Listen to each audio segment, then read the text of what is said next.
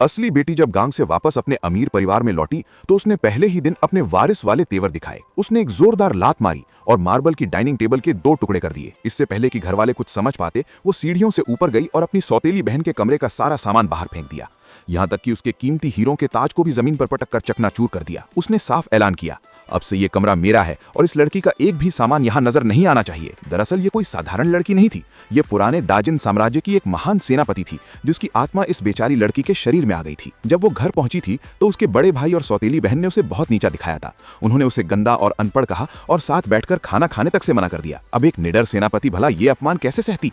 उसने टेबल तोड़कर सबको खौफ में डाल दिया। यही नहीं, जब वो कमरे में गई तो नौकरानी ने भी उसे धौंस दिखाने की कोशिश की, लेकिन लड़की ने पलक झपकते ही अपने हाथ से कांच का गिलास चूरा चूरा कर दिया और नौकरानी को उसकी असली औकात याद दिला दी। जब माँ घर लौटी तो वो भी सौतेली बेटी की तरफदारी करने लगी।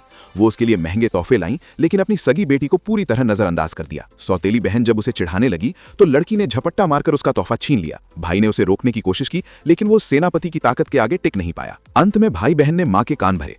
इस गंवार लड़की ने घर का माहौल नरक बना दिया है। सौतेली बहन ने मासूमियत का नाटक शुरू किया, लेकिन तभी लड़की ने अपनी चाल चली। वो अचानक बेहद कमजोर बन गई और रोते हुए बोली, माँ, मैं तो बचपन से बीमार और कमजोर हूँ, भला मैं इतनी भारी टेबल कैसे तोड़ सकती हूँ?